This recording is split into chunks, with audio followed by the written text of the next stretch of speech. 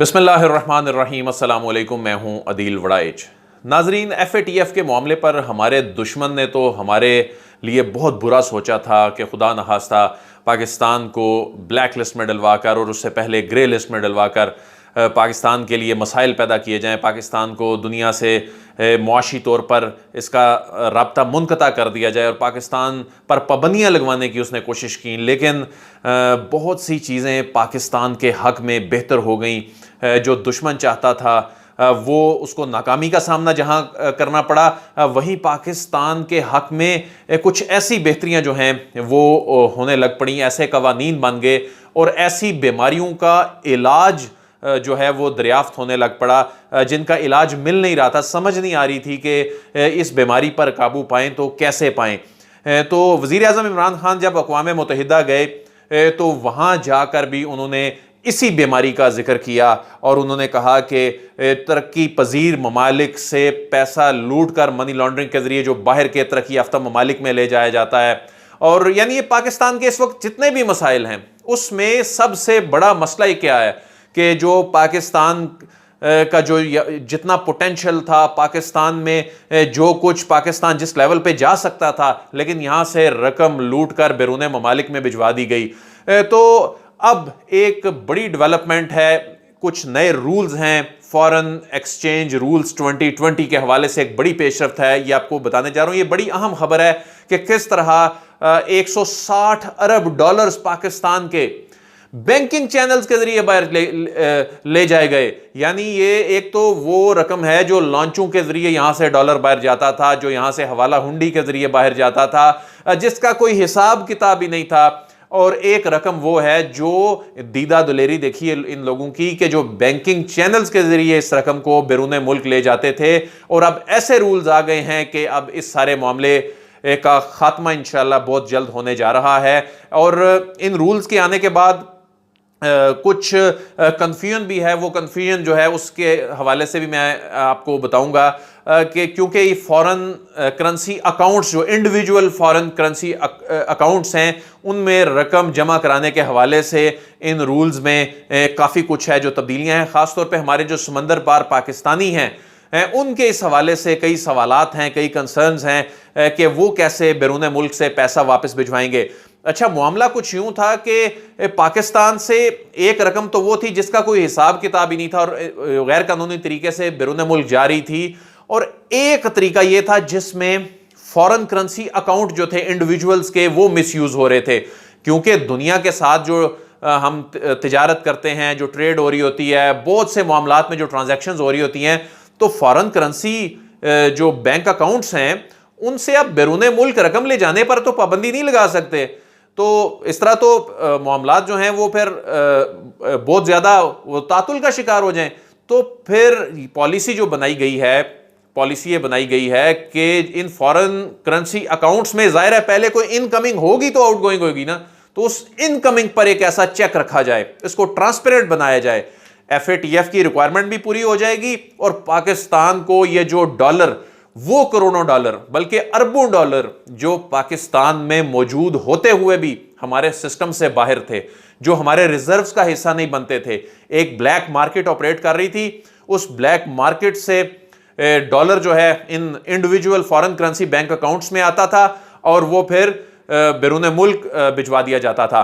जो exchange companies association of Pakistan है, इसके कुछ लोगों की वजीर आजम साहब से मुलाकात हुई और उन्होंने इंकशाफ किया कि रोजाना की बुनियाद पे 1 से 1.5 करोड़ डॉलर जो है वो बैरून मुल्क जाली ताजर भिजवा देते हैं। वो जाली ताजर करते क्या है कि बैरून मुल्क में जाली कारोबार इस्टेब्लिश करते हैं और कहते हैं कि जी अफगानिस्तान, ईरान या उन मुल्कों में जहां पर बैंकिंग रूल्स नरम हैं, जहां पर फॉरेन एक्सचेंज रूल्स नरम हैं, वहां पर फिर इन अपने फॉरेन करेंसी बैंक अकाउंट्स के जरिए वहां पर रकम ट्रांसफर करते थे।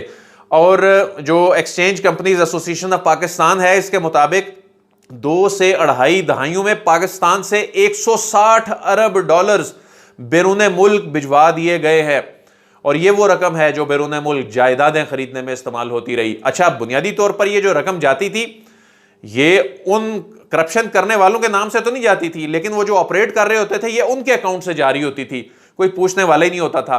तो अब उस इनकमिंग को इन अकाउंट्स में रकम आने के निज़ाम पे एक ऐसा चेक लगाया जा रहा है, ये जो रूल्स आ गए हैं कि ये बहुत ही काबिल सताइश इक़दाम है हुकूमत का।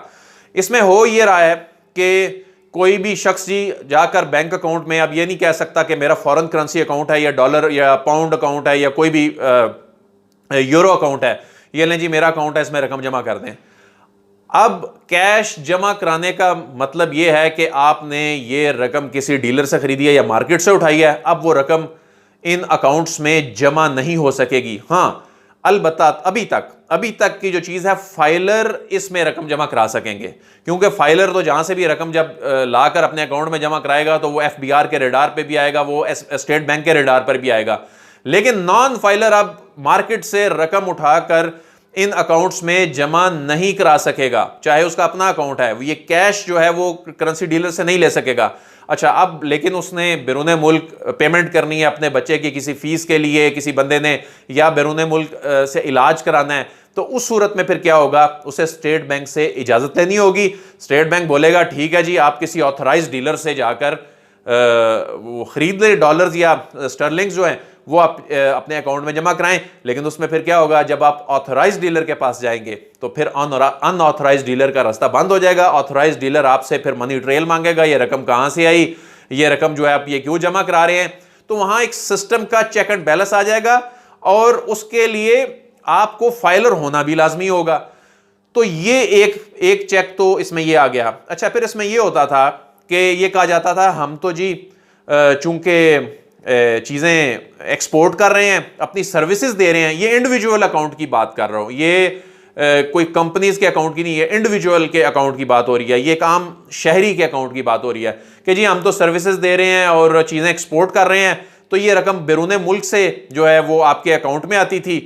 तो चूंकि अब इनकमिंग के ऊपर चेक रखना है तो अब बैरून मुल्क से ये जो एक्सपोर्ट्स और जो सर्विसेज आप प्रोवाइड कर रहे हैं इंडिविजुअल अकाउंट में, वो रकम जो है वो नहीं आ सकेगी।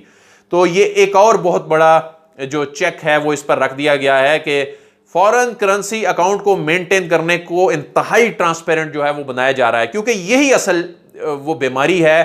एक तो हुकूमत पाकिस्तान ने चेक एंड बैलेंस रखा कि किस तरह से यहां से दूसरे तरीकों से जब डॉलर बाहर भिजवाया जाता था, लेकिन ये वो तरीका था जो हुकूमतों के बस में भी नहीं था, सिस्टम के बस में भी नहीं था, और लोग दीदा दलेरी से इन बैंकिंग चैनल्स को इस्तेमाल करते हुए जो है वो रकम बाहर भिजवा देते थे। तो अब रकम को बैंकिंग चैनल से बाहर भिजवाना, उसको रोकने की बजाय जो इन अकाउंट्स में रकम आना जो है, जब ये ट्रांसपेरेंट हो जाएगी तो फिर जेन्युइन चीजें ही फिर इस मुल्क से जो जेन्युइन अदायगियां हैं वो ही होंगी। फिर करोड़ों डॉलर जो है वो सिस्टम से बाहर होता था। समंदर पर पाकिस्तानी पैसा लेकर आते थे, वो कहीं पर स्टैब्लिश नहीं हो रहा था, आपके रिजर्व्स में शो नहीं हो रहा था। इसकी मिसाल देता हूं मैं, कोविड-19 आया, मार्च अप्रैल मई, फ्लाइट्स बंद हो गई, दुनिया के राब्ते बंद हो गए। अब उसमें हुआ क्या, लोग तो आ नहीं रहे थे, नहीं तो रोजाना हजारों लाखों लोग जो पाकिस्तान आते हैं वो अपने साथ जाहिर है एक जो जितनी रकम की इजाजत होती है इतनी कैरी करके ला सकते हैं, कुछ इससे भी ज्यादा ले आते थे। वो रकम जो है वो बैंकिंग चैनल में आती नहीं थी। कोविड-19 आया तो बैंकिंग चैनल जो हैं वो ऑपरेशनल हुए, क्योंकि लोग तो आ नहीं पा रहे थे, उन्होंने अपने घरों में रकम तो भेजनी थी। वो बैंकिंग चैनल्स के जरिए जब भेजनी शुरू की तो पता चला कि कोविड-19 के दौरान जब पूरी दुनिया रिसेशन का शिकार है, पाकिस्तान के ज़र मुबादला के ज़खायर जो हैं वो तारीखी सतह को टच कर रहे हैं। तो ये बेसिकली बैंकिंग चैनल को ऑपरेशनल करने का एक बड़ा फल जो है वो इस सूरत में मिला, लेकिन वो मजबूरी थी, चूंकि उस वक्त ऐसा कानूनी को बाइंडिंग नहीं थी, लेकिन रास्ते बंद थे। अच्छा, इसमें अब ये सवाल पैदा होता है कि हमारे वो समंदर पार पाकिस्तानी भाई जो अपने मुल्क की खिदमत कर रहे हैं, उन्होंने तो रकम भेजनी है, वो रकम कैसे भिजवाएंगे अपने फॉरेन करेंसी अकाउंट्स में। अच्छा, पहली बात तो ये है कि बहुत सारे जो लोग अपने जो फॉरेन में बैठे हुए लोग हैं वो रकम भिजवाते हैं तो वो बैंकिंग चैनल्स के जरिए भिजवा सकेंगे। बैंकिंग चैनल्स के जरिए रकम भिजवाने में कोई मसला नहीं है, लेकिन ये जो वेस्टर्न यूनियन के जरिए जो दीगर तरीकों से जो रकम भिजवाई जाती है, और जो रकम पाकिस्तानी करेंसी अकाउंट में, मसलन आपका कोई रिश्तेदार आपके पाकिस्तानी करेंसी अकाउंट में रकम जब भिजवाता है तो उसका तरीका क्या होता है बुनियादी तौर पे, ये क्यों एक जायज तरीका है? उसमें वो रकम पहले लैंड करती है स्टेट बैंक के पास। स्टेट बैंक जो है वो डॉलर्स या वो गैर मुल्की करेंसी अपने पास रखकर उसको कन्वर्ट करके रुपए में आपको वो पेमेंट कर देता है, आपके बैंक अकाउंट में आ जाती है। इसमें कोई मसला नहीं होगा, पाकिस्तानी करेंसी अकाउंट में रकम आने का कोई मसला नहीं होगा। बैंकिंग चैनल से फॉरेन करेंसी अकाउंट में रकम आने का मसला नहीं होगा क्योंकि वो बैंकिंग चैनल के जरिए आ रही है। तो इसके अलावा फाइलर का मैं आपको पहले बता चुका हूं कि फाइलर जो है वो मार्केट से कैश की सूरत में फिलहाल फाइलर को ये इजाजत है, लेकिन ये चूंकि रूल्स जारी हुए हैं और स्टेट बैंक ने इस हवाले से अपनी जो खसूसी और आम इजाजत का मैकेनिज्म है उस हवाले से अभी इकदाम उठाना है, अभी उठाया नहीं है क्योंकि ये रूल्स जो हैं ये हुकूमत की तरफ से जारी किए गए हैं।